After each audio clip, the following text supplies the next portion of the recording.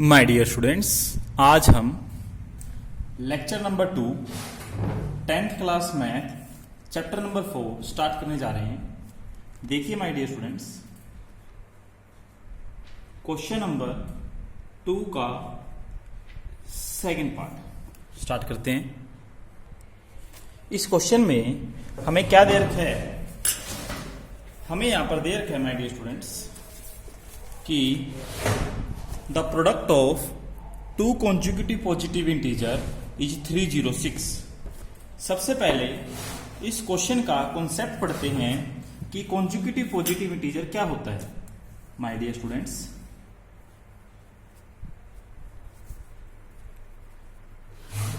Consecutive positive integers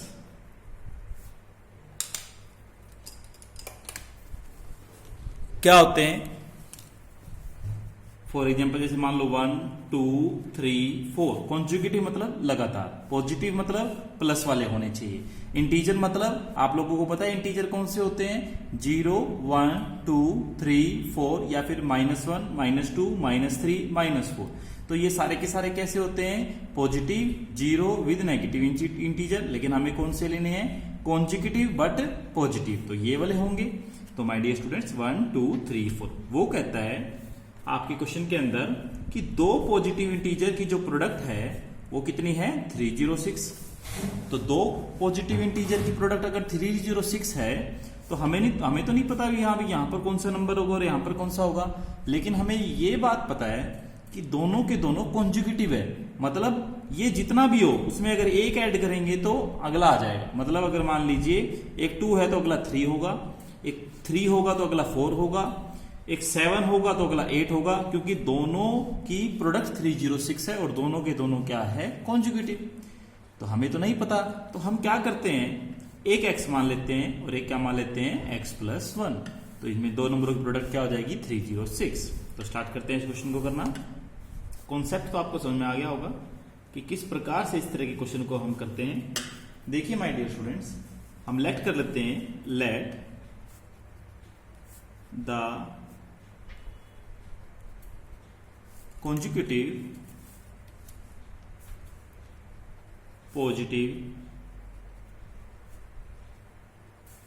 integers x and x + 1।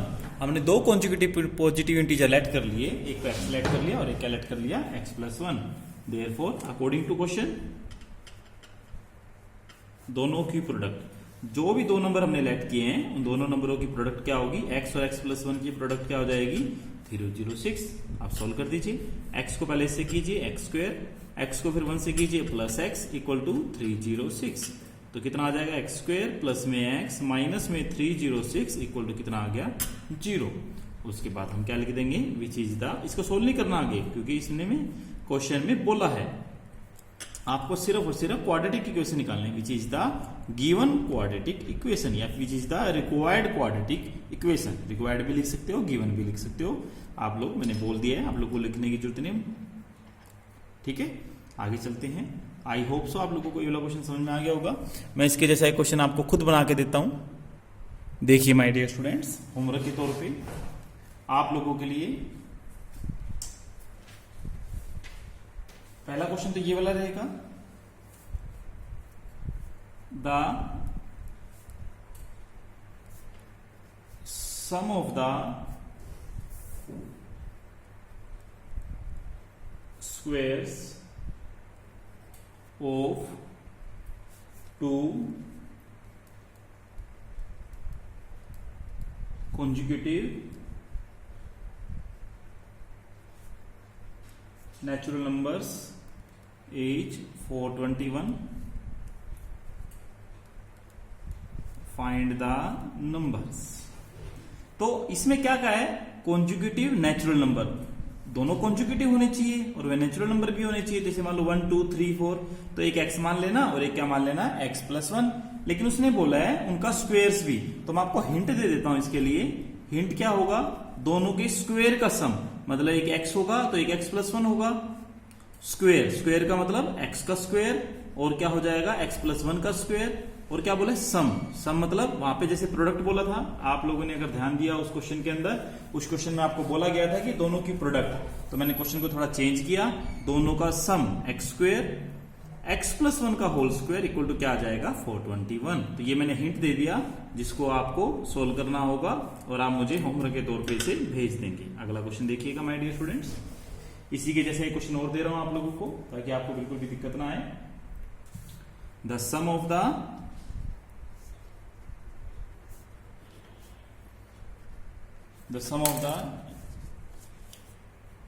एक minute my dear students, the sum of the squares of two consecutive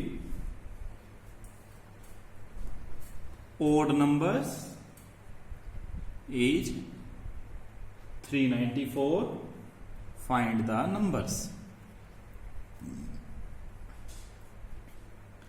my dear students, अगर आप यहां पे ध्यान से देखो तो यहां पर उसने क्या बोला है ओड नंबर्स। यहां पर जैसे अगर आप नेचुरल नंबर ले रहे थे तो नेचुरल नंबर में तो एक 1 हो गया तो दूसरा 2 हो गया, एक 2 हो गया तो अगला 3। जब भी कॉन्जुगेटिव आ जाए, सिर्फ कॉन्जुगेटिव, तो एक x और एक x प्लस 1 मानते हैं। जैसे मान लो यहां पर था कॉन्जुगेटिव था तो एक x और एक x प्लस 1, क्योंकि कॉन्जुगेटिव में सिर्फ 1 का डिफरेंस होता है, एक 1 2 3 1 1 का डिफरेंस है सारों में। आप इसमें आगे जाओगे तो सभी में 1 1 का डिफरेंस होगा।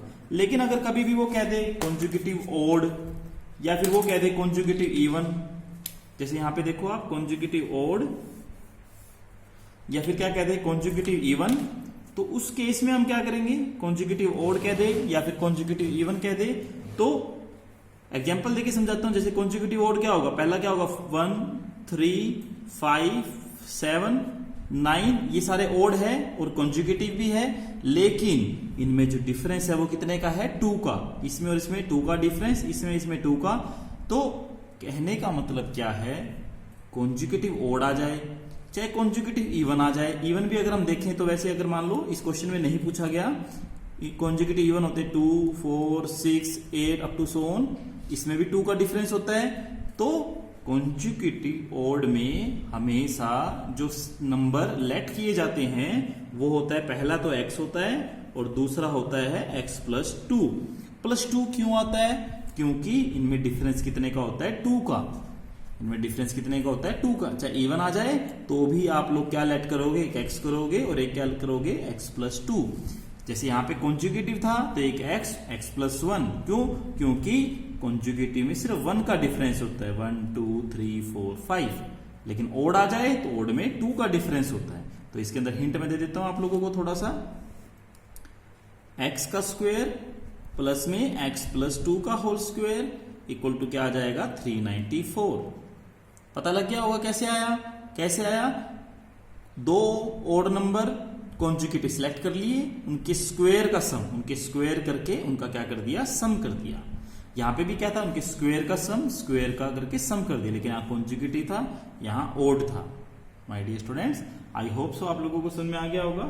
आगे देखिएगा, इन दोनों के आंसर लिख देता हूं मैं यहां पे ताकि आप लोगों को दिक्कत ना आए बिल्कुल भी। इसका जो आंसर आएगा माय डियर स्टूडेंट्स, आप लोगों का इसका आंसर आएगा, अगर आप जब करके देखेंगे इसको तो इसका आंसर आएगा एक्स स्क्वायर प्लस में एक्स माइनस में 210 इक्वल टू 0। ये आंसर होगा इसका। अगर आप इसको स्प्लिट करना चाहें तो स्प्लिट कर सकते हैं, मैं इसका स्प्लिटिंग वाला आंसर भी लिख देता हूं। इसमें जो स्प्लिट करके आंसर आएगा, एक एक्स इक्वल टू 14 आएगा और एक आएगा 50। इन दोनों की प्रोडक्ट आप करके भी देख सकते हो। इसके स्क्वायर का सम करके 421 आएगा, मतलब 14 का स्क्वायर किया 15 का स्क्वायर किया, दोनों का सम किया 421 आएगा। इसको अगर देखें तो इसके अंदर आंसर आएगा, एक तो 13 आएगा माय डियर स्टूडेंट्स और एक आ जाएगा आप लोगों का 50। एक इसका आंसर मैं इक्वेशन लिख देता हूं, एक्स स्क्वायर प्लस में 2x माइनस में 195 इक्वल टू 0। ये मैंने खुद बनाए हैं तो इसलिए आप इनको स्प्लिट भी करके देख लीजिएगा, और किसी को स्प्लिट करनी नहीं है क्योंकि एनसीईआरटी में गिवन नहीं है। आगे चलते हैं, ये दोनों होमवर्क के तौर पे आपको करने होंगे माय डियर स्टूडेंट्स। आगे देखिए,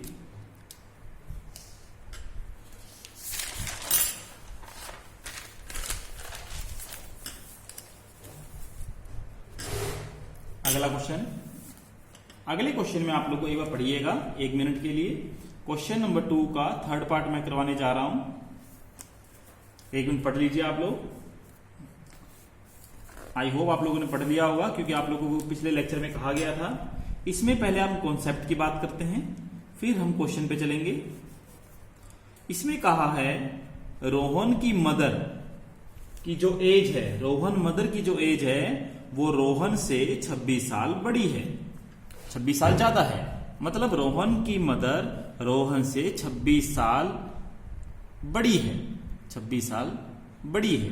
तो +26 ऐसा तो नहीं होगा ना रोहन अपनी मम्मी से 26 साल बड़ा है, क्या कभी बेटा अपनी मां से बड़ा हो सकता है? तो कभी क्वेश्चन करो तो उसका एक आप लोग प्रैक्टिकली भी सोच के देखा करो, क्या ऐसा पॉसिबल होगा या नहीं होगा। रोहन कभी भी अपनी मम्मी से बड़ा नहीं होगा, रोहन की मदर रोहन से बड़ी होती है। तो मैंने आपको एक बात कही थी कि जो भी राइट हैंड साइड में होता है, जो भी चीज राइट हैंड साइड में होती है उसको हम हमेशा लेट करते हैं, क्या लेट करते हैं? x। तो अगर इसको x लेट करेंगे तो माय डियर स्टूडेंट्स इसकी एज कितनी हो जाएगी रोहन की मदर की? x + 26। अगर मान लो रोहन की अगर आपने x मान ली तो रोहन की मदर की एज कितनी हो जाएगी? x + 26।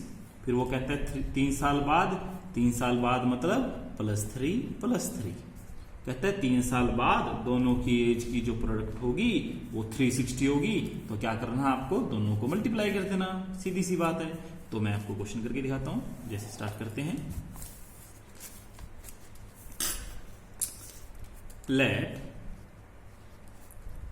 The my dear students, आप लोग लैपटॉप में या टाइम में देखने की कोशिश करें, मोबाइल में क्वालिटी कम हो जाती है जिसकी वजह से आप लोगों को थोड़ा ब्लर सा दिख रहा होगा। तो इसलिए आप लोग लैपटॉप या मोबाइल में, लैपटॉप या टाइम में देखने की कोशिश करें सभी lecture. Let the present age of Rohan be x years. Rohan की एज अगर x मान ली तो therefore the age of Rohan mother, तो रोहन की मदर की जो एज होगी वो कितनी होगी माय डियर स्टूडेंट्स? वो हो जाएगी x + 26 ईयर्स। रोहन की जो मदर की एज होगी वो हो जाएगी x + 26। फिर वो कहता है आफ्टर 3 ईयर्स,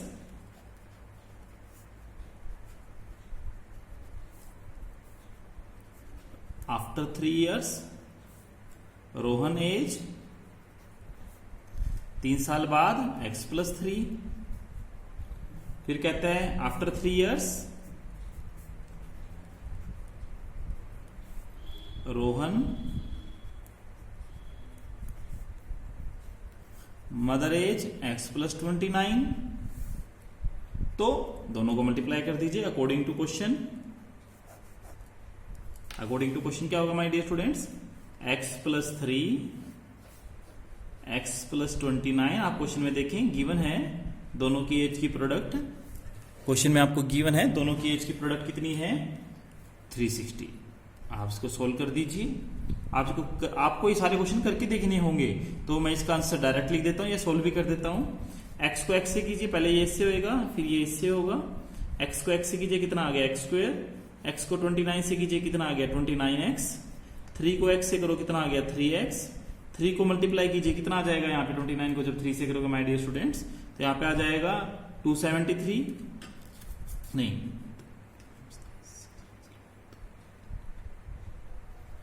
ये आ जाएगा माय डियर स्टूडेंट्स।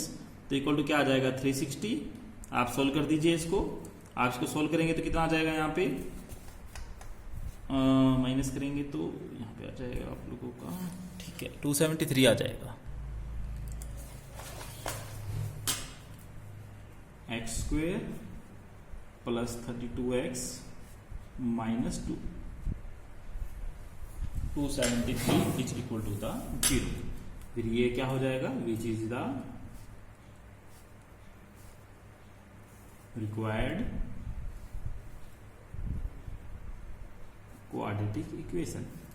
आप लोगों को ये क्वेश्चन करके देखने होंगे जो आप लोगों को समझाए जा रहे हैं, ताकि आप लोगों को कभी कोई दिक्कत ना आए।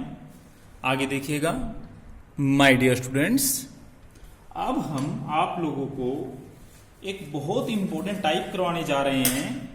ये टाइप बहुत ही इंपॉर्टेंट है, पेपरों में ये प्रॉब्लम हमेशा आती है, इस तरह के क्वेश्चन आपको हमेशा देखने को मिलेंगे। मैं पहले वो क्वेश्चन करवाने से पहले कुछ कॉन्सेप्ट बताऊंगा। मैं पहले क्वेश्चन लिख देता हूं, यहां पे आप एक बार पढ़ भी लीजिए इतने वाला क्वेश्चन। 74 पेज नंबर पर एग्जाम्पल क्वेश्चन नंबर 2 का 4th पार्ट मैं यहां लिख भी दूंगा। अ train travels a distance of 480 kilometer at a uniform speed. If the speed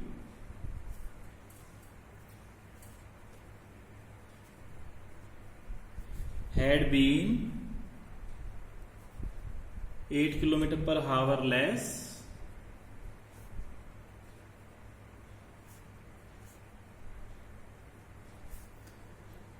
then it would have taken 3 hours more to cover the same distance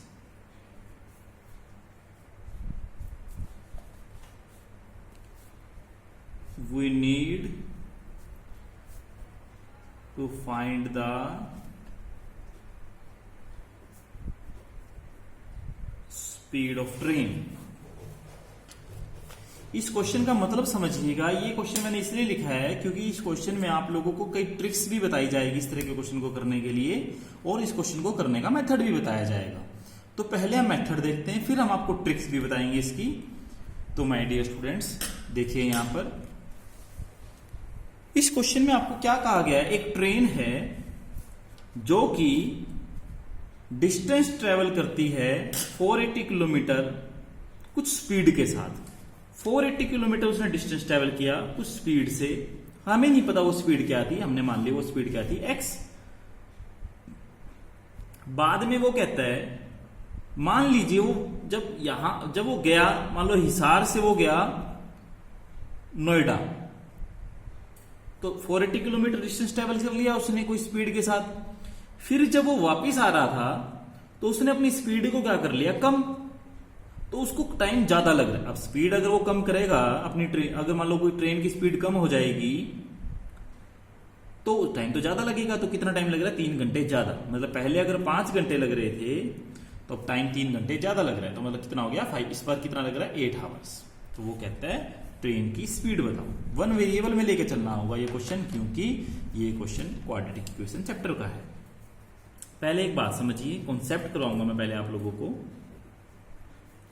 समझिए 2-3 concept बताए जाएंगे। पहला तो ये समझिए, डिस्टेंस का फार्मूला क्या होता है, स्पीड इनटू टाइम। तो टाइम का फार्मूला क्या होगा, डिस्टेंस अपॉन में स्पीड। ठीक है। दूसरा समझिए, अगर मान लीजिए केस फर्स्ट और केस सेकंड, 2 केस ले लेता हूं मैं। ये केस फर्स्ट हो गया, जब कोई ट्रेन मान लीजिए इस डायरेक्शन में जा रही थी और यहां पर आकर वो स्टॉप हो गई। डिस्टेंस था 480 किलोमीटर। जब कोई ट्रेन ट्रेवल, जब ये ट्रेन यहां पर ट्रेन है वो 480 किलोमीटर डिस्टेंस ट्रेवल करती है और उसकी स्पीड थी x किलोमीटर पर आवर। तो ये ट्रेन यहां से यहां तक पहुंचने में जो टाइम लेगी वो कितना होगा, डिस्टेंस अपॉन में स्पीड। तो कितना आ जाएगा 480 अपॉन में x। क्यों, क्योंकि टाइम का फार्मूला होता है डिस्टेंस अपॉन में स्पीड, तो डिस्टेंस अपॉन में स्पीड आ गया। फिर वापिस अब ये ट्रेन अब की बार क्या हुआ, ये ट्रेन अब की बार इस डायरेक्शन में गई, वापिस आई, वही डिस्टेंस 480 किलोमीटर। लेकिन अब की बार केस क्या ले लेते हैं 2। माय डियर स्टूडेंट्स, अब की बार केस क्या ले लेते हैं 2। वो ट्रेन पहले गई थी ए से बी पॉइंट पर, अब कहां जा रही है, बी से ए पर। लेकिन इस बार जो स्पीड थी उसने क्या कर ली, अपनी 8 किलोमीटर प्रति हावर कम कर ली। मतलब पहले जो x थी स्पीड, अब उसने कम कर ली। कम मतलब जैसे मान लो इसकी पहले 40 थी, 40 थी, तो अब 32 कर ली। मान लो पहले 20 थी, तो अब उसने कितनी कर ली, 12 कर ली, मतलब 8 कम कर ली। तो अब स्पीड क्या होगी उसकी, 8 किलोमीटर पर हावर। तो अब की बार उसको टाइम जो लग रहा है माय डियर स्टूडेंट्स, ये ध्यान से समझिएगा, ये एक बहुत इंपॉर्टेंट कॉन्सेप्ट होगा। जो अगली बार जो टाइम लग रहा है, मतलब टाइम 2, जो टाइम 2 लग रहा है वो टाइम 2 कितना है, 3 घंटे ज्यादा। किससे ज्यादा, पिछले से। मतलब इस दूसरी बार स्पीड कम करने से टाइम ज्यादा लग रहा है। तो टाइम ज्यादा कितना लग रहा है, भी पहली बार जितना भी टाइम लग रहा था, मतलब T1 टाइम लग रहा था, उससे 3 घंटे ज्यादा, मतलब T1 + 3। ध्यान से समझिएगा, T2 क्या है, T1 + 3। क्यों, क्योंकि दूसरी बार जो टाइम लग रहा था वो क्या लग रहा था, ज्यादा। और कितना ज्यादा था, 3 घंटे ज्यादा। किससे ज्यादा, 3 घंटे, पहले वाले से। तो पहले वाले से लिख दिया। T2 क्या होगा, डिस्टेंस अपॉन स्पीड। T2 के अंदर डिस्टेंस अपॉन स्पीड की बात करें तो 480 अपॉन में x - 8। T1 कितना होगा, 480 अपॉन में x और प्लस, ये क्वेश्चन होगा। एक बार आप कॉन्सेप्ट समझिए, फिर मैं आपको इसका पूरा का पूरा क्वेश्चन भी करवाऊंगा, सॉल्यूशन भी कराऊंगा। एक बार आप देख लीजिए इसको दोबारा से। कोई ट्रेन जब A से B पे जाती है तो हमने टाइम निकाल दिया, B से A पे जाती है तो टाइम T2 होगा 480 अपॉन x - 8। रिलेशन क्या बनेगा, T1 + 3। आप लोगों को समझ में आ गया होगा माय डियर स्टूडेंट्स। मैं इसको दोबारा भी करवा सकता हूं, आप लोग इसको और देख लीजिए। मैं इसको एक पेज पे करवा रहा हूं एक बार यहीं पे, ताकि आप लोगों को समझने में बिल्कुल भी दिक्कत ना हो। देखिए यहां पर मैं यहां पे रख देता हूं, दोबारा रख देता हूं, यहां पे रख देता हूं। पहली बार जो T1 टाइम लगा था, वो T1 टाइम जो लगा था वो कितना लगा था, 480 अपॉन में x। जो टाइम T2 लगा था वो कितना लगा था, 480 अपॉन में x - 8। तो आप इसको ऐसे लिखना, अकॉर्डिंग टू क्वेश्चन रिलेशन क्या होगा। अगर स्पीड कम हुई है तो मतलब टाइम, स्पीड कम हुई है तो टाइम T2 ज्यादा होगा। आप खुद सोचें, डिनोमिनेटर x - 8 है, मतलब ये छोटा हो गया। अब ये छोटा हो गया डिनोमिनेटर, तो आंसर क्या आएगा, बड़ा। आंसर मतलब T2 क्या आएगा, बड़ा। T2 बड़ा आएगा तो नेचुरल सी बात है वो हमेशा लेफ्ट हैंड साइड आएगा, और वो किससे ज्यादा होगा, T1 से। कितना ज्यादा है, 3 घंटे। मतलब जो बड़ा होता है वो एक तरफ आता है, जो छोटा होता है वो एक तरफ आता है, और उसमें कुछ प्लस होता है, हमेशा याद रखिएगा, हमेशा याद रखिएगा। नहीं तो शॉर्टकट बता देता हूं, अगर मान लीजिए, अब मैं इसको वैसे एक बार यहां पे पुट कर देता हूं, फिर मैं आपको इसका शॉर्टकट भी बताता हूं। 480 अपॉन में x - 8 इक्वल टू 480 अपॉन में x प्लस में 3। 480 अपॉन में x - 8 माइनस में 480